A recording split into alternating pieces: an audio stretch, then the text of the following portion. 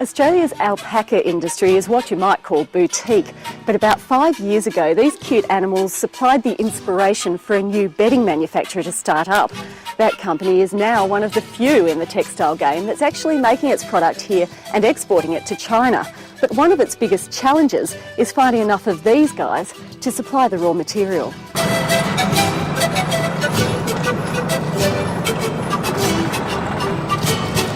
We are a specialised manufacturer of high-end premium bedding. We buy fleece from the Australian Alpaca Fleece Company in a semi-processed but basically raw condition.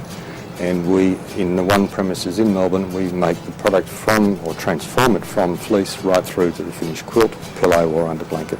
The Kelly and Windsor bedding line was started by former textile industry executive Trevor Beuth as his response to the decline of local textile manufacturing.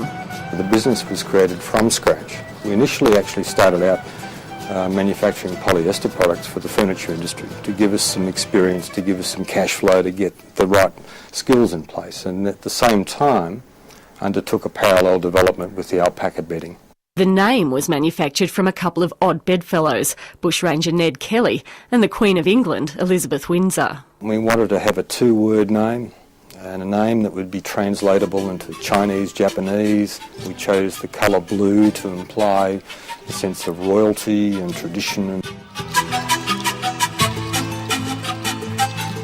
Alpaca is very, very special. It is very rare in terms of its annual production. It has a very unique fibre structure which gives it very, very good thermal properties. Translated into bedding materials, it's softer, it's lighter, it's warmer. Alpacas in Australia, there is about 85,000 of them, compares with 100 million sheep. So proportionately the availability of fleece is very, very small. So we will always be a specialised niche manufacturer simply because of the limited supply. While the raw material is rare, selling the products has also been a challenge. This is a new category of product. Talking to retailers in Australia, they've got their wool quilt department and their polyester quilt department and their down quilt department, and it still takes a lot of talk and it takes a lot of marketing, promotion, support, time and just outright patience. The patience is paying off, with around 200 stockists around Australia and big sales through duty-free shops to tourists from Asia. In fact, our best retailer in Australia is actually in Surfers Paradise, selling our warmest and most expensive quilt. Turnover's around $1 million, with the aim to hit $1.7 million this financial year. Exports have already headed to Japan, Korea, Hong Kong, Russia and especially China, something of a holy grail for the business.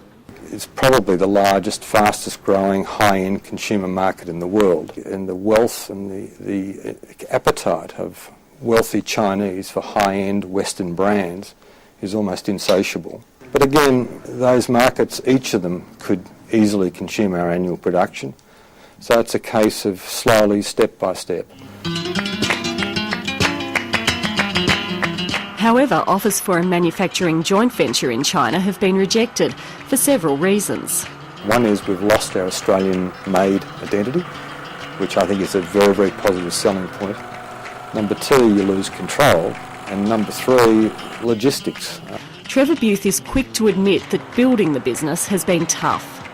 There hasn't been much of outside of work in the last couple of years, I can assure you. Work generally is at least 6, possibly 7 days a week. To take the bold move as I've done and to very strongly stay in Australia, maximising Australian content, hasn't been easy, particularly in bedding, because the wave of imports, the price reductions required by retailers has been overwhelming, and indeed recently there's been 2 major bedding companies that have made the decision to either cease manufacture in Australia or indeed close up completely. I'm just hoping it's going to be a little easier, but it has been worth it.